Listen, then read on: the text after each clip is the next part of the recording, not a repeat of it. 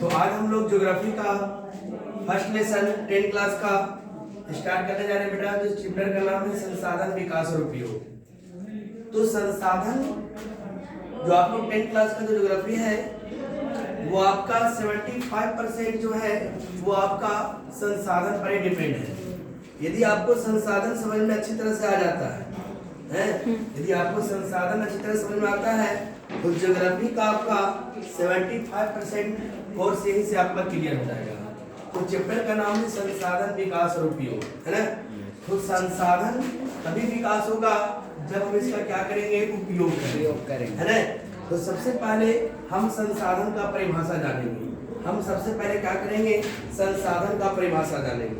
संसाधन क्या है और संसाधन किसे कहते हैं। देखो तो मैंने छुपा दिया, क्या बचा मेरा, देखो तो साधन। क्या बचा, साधन। साधन है ना, यस सर। चाहे खाने का साधन हो, बैठने का साधन हो, उठने का साधन हो, है ना। साधन होती है। अरे बैठे हुए हैं, प्यास लगा तो पानी चाहिए, भूख लगा तो क्या चाहिए, भोजन चाहिए, है ना। और इसको मैंने छुपा दिया तो इधर क्या बच गया, संस। क्या बच गया, संस, यानी संसार, है ना। यानी बेटा देखो इसी में आंसर छुपा हुआ है कि संसार में जितने भी साधन है, देख रहे हैं ना, yes, संसार में जितने भी साधन है वो क्या कहलाते हैं, संसाधन। क्या कहलाते हैं, संसाधन। संसाधन, है ना। तो इसका हम परिभाषा इस प्रकार देंगे। परिभाषा लिखिएगा, एक एक्चुअल परिभाषा जो संसाधन का लिखेगा प्राकृतिक में पाए जाने वाले, है ना। लिखेगा प्राकृतिक में पाए जाने वाले वैसा पदार्थ या अवयव। ध्यान से सुनिएगा एक बार आप। प्राकृतिक में पाए जाने वाले वैसा पदार्थ या अवयव जो मनुष्य अपने जीवन में, है ना, जो मनुष्य अपने जीवन में फायदे के लिए उपयोग करता है। किसके लिए उपयोग करता है, फायदे के लिए, यानी बेनिफिट के लिए, है ना, लाभ के लिए, है ना, फायदे के लिए उपयोग करता है, उसे हम क्या कहते हैं, संसाधन कहते हैं। क्या कहते हैं बेटा, संसाधन, है ना। अब बताओ, आज तक कोई ऐसा पदार्थ का निर्माण नहीं हुआ जिसका उपयोग हम फायदे के लिए ना करते हैं, है ना। अब एक्चुअली आता है कि ये पदार्थ या अवयव हो वो संसाधन कहलाता है कब, संसाधन कहलाता कब है। देखो आपको पता होना चाहिए, है ना, कि कोई भी पदार्थ संसाधन का रूप कब लेती है, जब हम उसका उपयोग करते हैं। इस परिभाषा मैंने बताया था कि प्राकृतिक में पाए जाने वाले वैसा पदार्थ या अवयव, है ना, प्राकृतिक में पाए जाने वाले वैसा पदार्थ या अवयव जो मनुष्य अपने जीवन में फायदे के लिए उपयोग करता है। उपयोग, that is a very matter, उपयोग। वटेवर कहता, जब तक हम लोग इसका उपयोग नहीं करेंगे हम संसाधन उसको नहीं कर सकते। जैसे उदाहरण के तौर पर देखो, है, उदाहरण के तौर पर देखिए, आपको पता है कि ये नदी है ना, नदी में बेटा जल बह रही है। जल क्या हो रही है, बह रही है। और जब जल बह रही है ना, ये व्यर्थ बह रही है, ये हमारे लिए संसाधन नहीं है, ये हमारे लिए संसाधन नहीं है। लेकिन जैसी नदी पर मैंने क्या किया, एक तटबंध बना दिया। क्या बना दिया, तटबंध बना दिया, यहाँ से नहरें निकाल दी, है ना। इस जल को मैंने क्या किया, अनेक रूपों में उपयोग करना शुरू कर दिया। अनेक रूपों में उपयोग करना क्या कर दिया, तो क्या हुआ, है ना, अब इसका उपयोग हम अनेक रूपों में करना शुरू कर दिए, सो ये संसाधन कहलाई। क्या कहलाई, संसाधन, है ना। अब कहता है क्या बेटा, यहाँ पर तो देखना है कि सबसे बड़ा संसाधन कौन है ना। सभी संसाधनों को उपयोग करना होता कौन है। ऐसे मान लिया जाए कि अगर क्वेश्चन में आए कि सबसे महत्वपूर्ण संसाधन कौन है, एक तरफ ऑप्शन आपको दे दिया जाए वायु, जल, मिट्टी, और एक तरफ दे दिया जाए मनुष्य, है ना। तो आप बताइए इसमें सबसे बड़ा संसाधन कौन है, तीनों, वायु, जल, मिट्टी, है ना। लेकिन बेटा खास बात है, इसमें अगर सबसे महत्वपूर्ण की बात किया जाए तो वो हो जाएगा मनुष्य। कौन हो जाएगा, मनुष्य। कैसे हो जाएगा, आप मान लो हम वायु के बिना तो रह नहीं सकते हैं। हाँ, तो हम क्या कह रहे थे, अगर मान लो वायु है, जल है, मिट्टी है, और ये सारे पदार्थ उपलब्ध है, सारे ना, सभी के सभी उपलब्ध है। लेकिन अगर मनुष्य ना हो, मनुष्य ये सब ना हो तो ये सब सारे क्या हो, व्यर्थ हो जाएंगे, है ना। क्योंकि सभी को उपयोग करने वाला कौन होता है, मनुष्य होता है। सभी को उपयोग करने वाला कौन होता है, मनुष्य होता है ना। इसीलिए मनुष्य जो होता है वो सबसे बड़ा संसाधन होता है। और यही से आपका एक टॉपिक निकल जाता है। तो टॉपिक का नाम है आपका कि मनुष्य एक स्वयं संसाधन होता है कैसे? मनुष्य एक स्वयं संसाधन होता है कैसे, है ना? तो देखिए कैसे लिखेंगे। देखो बेटा, आपको पता होना चाहिए ये लाइट जो जल रही है, ये देखो जब पंखा जो चल रही है ना, हम इसे खुद कर रहे हैं, है ना? हम इसे क्या कर रहे हैं? खुद कर रहे हैं। जब तक मानव अपना काम खुद नहीं करेगा, क्या काम हो सकता है? क्या नहीं। अभी अगर भूख लगी तो भोजन, है ना, भोजन बनाना पड़ेगा तो खुद बनाएंगे, है ना? ऐसा तो नहीं है कि अगर खेत की जुताई करना है तो बैल को भेज दो, खेत जोतेगा, कर देगा क्या? ट्रैक्टर को भेज दो, खेत जोतेगा क्या? नहीं। वटेवर, जब तक हम अपना काम खुद करना, अगर उनमें से क्लास करना है तो ऐसा नहीं कि बकरी को भेज दो, जाओ भाई उनमें से क्लास कर लो, कर लेगा क्या? नहीं। जब तक हम मानव बेटा अपना काम खुद नहीं करेंगे तब तक क्या है ना, तब तक वो काम हो सकता नहीं है। इसीलिए मनुष्य एक स्वयं संसाधन होता है। तो लिखेंगे इसको इस प्रकार से, ध्यान से सुनिएगा, है लिखेगा कि मनुष्य एक स्वयं संसाधन होता है। मनुष्य एक स्वयं संसाधन होता है क्योंकि प्राकृतिक में पाए जाने वाले, है ना बेटा, प्राकृतिक में पाए जाने वाले कोई भी पदार्थ या अवयव प्राकृतिक में बिखरे पड़े होते हैं। तो मानव अपने बुद्धि के द्वारा, किसके द्वारा? बुद्धि के द्वारा। मानव अपने बुद्धि के द्वारा उसे पता लगाकर अपने जीवन के उपयोग में लाता है। लेकिन सबसे बड़ी बात कि मनुष्य अपनी आवश्यकताओं की पूर्ति, निड आवश्यकता, मनुष्य अपनी आवश्यकताओं की पूर्ति स्वयं करता है। इसीलिए बेटा क्या होता है कि मनुष्य एक स्वयं संसाधन बनता है ना। अब यहाँ से आपका आगे टॉपिक आता है कि जब मनुष्य एक संसाधन होता है तो संसाधन बनाने वाला भी कौन होता है? मनुष्य। कौन होता है? मनुष्य। हाँ, इसीलिए यहाँ से टॉपिक आपका बोर्ड पर लिखा जाता है, जो एक्चुअल क्वेश्चन में पूछा जाता है, वो क्वेश्चन का नाम है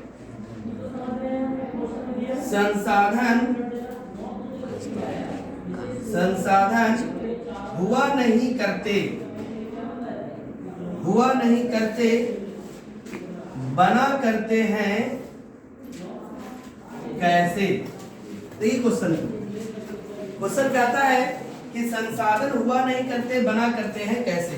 अब भाई अभी मैंने देखा कि संसाधन होता थोड़ी है, वो तो दिख रहा होता है ना। अब जैसे मान लो जैसे ये मार्कर है ना, अब ये मार्कर को बनाने की प्रक्रिया जब इसकी आवश्यकता पड़ी तो इसको बनाया गया। तो ऐसा नहीं कि बोला गया मार्कर बन गया है, इसके लिए बुद्धि की आवश्यकता पड़ी, दिमाग की आवश्यकता पड़ी। हाँ भाई, यहाँ देखा गया कि जो मार्कर बनाने में कौन कौन सा तत्व लगेगा, कौन सा, है ना, समझ लो ना, इसको खोजा गया और तब जाकर के इसका निर्माण किया गया। और जब इसका क्या किया गया? उपयोग किया गया। क्या किया गया?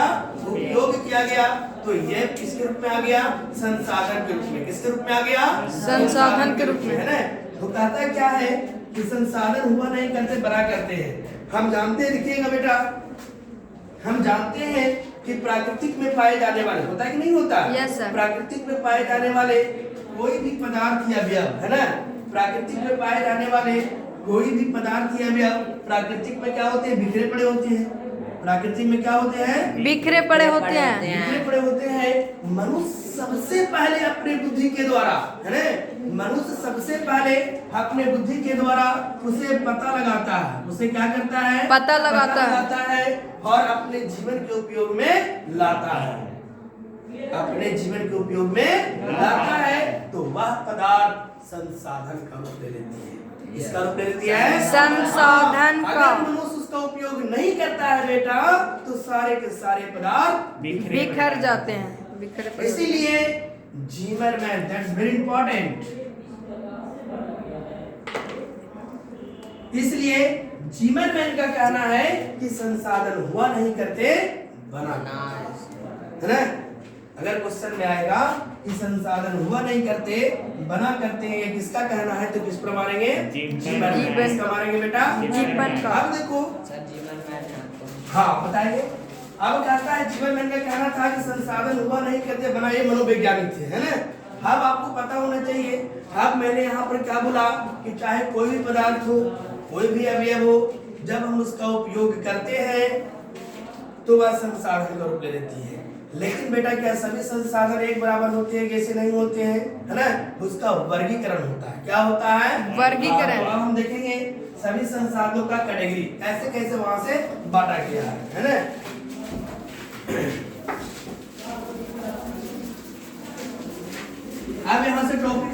चलेगा कि संसाधनों का वर्गीकरण। क्या चलेगा बेटा? संसाधनों का वर्गीकरण। संसाधनों का वर्गीकरण है ना, संसाधनों का वर्गीकरण। तो पहला अगर क्वेश्चन ऐसा पूछा जाए कि संसाधन को कितने वर्गों में बांटा गया है, तो लिखेंगे कि संसाधन को 5 वर्गों में बांटा गया है। कितने वर्गों में बांटा गया है? 5 वर्गों में। 5 वर्गों में बांटा गया है ना, 5 वर्गों में बांटा गया है, जिसमें से पहला आपका है उपलब्धता के आधार पर, दूसरा है स्रोत या उत्पत्ति के आधार पर, तीसरा है पुनः प्राप्ति के आधार पर, चौथा है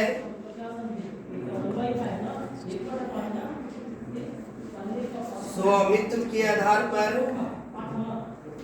पांचवा है विकास के आधार पर। तो आज हम लोग को पहला और दूसरा देखना है, कहाँ तक हम लोग पढ़ पाते हैं ना। अब देखिए कहता है पहला उपलब्धता के आधार पर। किसके आधार पर? उपलब्धता के आधार पर, है ना। तो उपलब्धता के आधार पर ऐसे क्वेश्चन पूछेगा कि संसाधन कितने वर्गों में बांटा है, तो 5 वर्गों में। लेकिन बेटा क्वेश्चन पूछ दे कि उपलब्धता के आधार पर संसाधन कितने प्रकार के होते हैं, तो 2 प्रकार के। कितने प्रकार के होते हैं? 2 प्रकार के। 2 प्रकार के।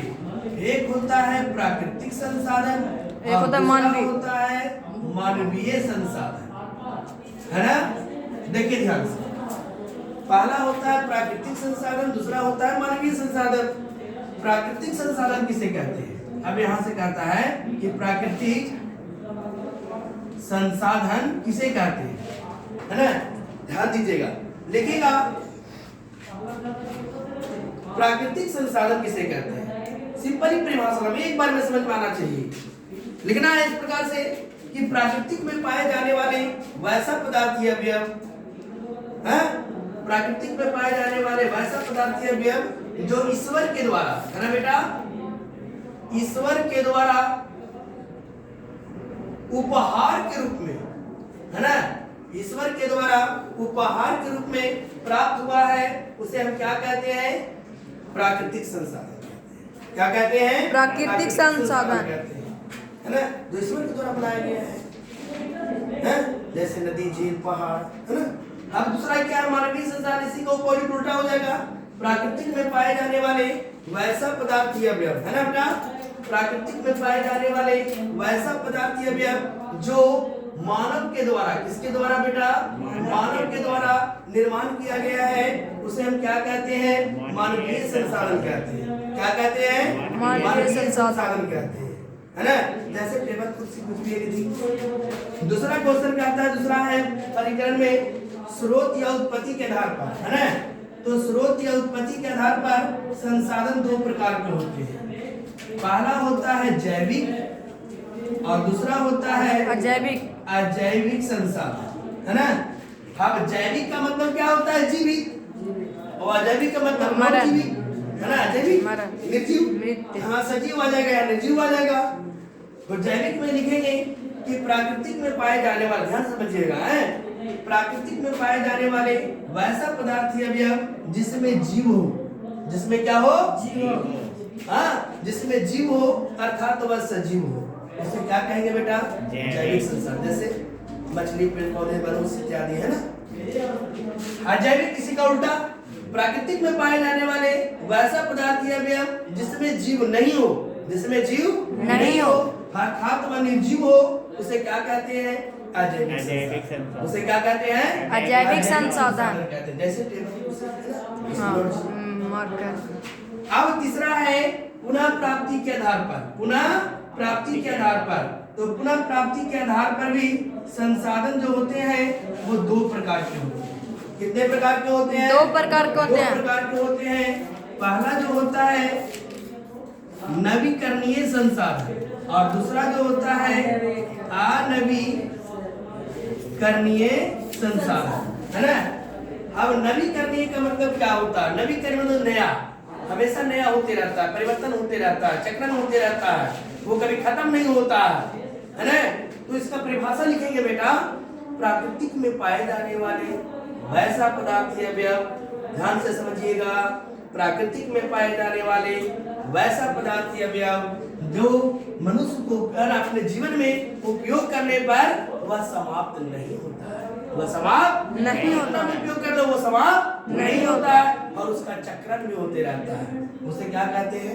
नवीकरणीय। तो ऐसा कौन सा पदार्थ है मेरे माँ है? जैसे में सूर्य का प्रकाश, यस सर। समझ रहे हैं? वायु, एक बार सांस लो तो जरा कसकी वायु खत्म हो गई क्या? नहीं। है वायु, जल, मिट्टी, देख रहे हो ना? Yes. हाँ, वैसा पदार्थ जिसका उपयोग करने पर समाप्त नहीं होता है, उसे कौन सा नवीकरणीय। और दूसरा है अनवीकरणीय, इसी का उल्टा हो जाएगा, है जो सब उपयोग करने पर क्या होता है? खत्म हो जाता है। जाता है, समान जैसे उसका गिलास हम में उपयोग पानी। कर सकते हैं। उसका परिभाषा लिखेंगे बेटा, प्राकृतिक में पाए जाने वाले वैसा पदार्थीय अवयव, है ना, प्राकृतिक में पाए जाने वाले वैसा पदार्थीय अवयव जिसका उपयोग करने पर वह क्या होती है ना, दैनिक जीवन में उपयोग करने पर वह समाप्त हो जाती है। क्या हो जाती है? समाप्त हो जाती है। उसे क्या कहते हैं?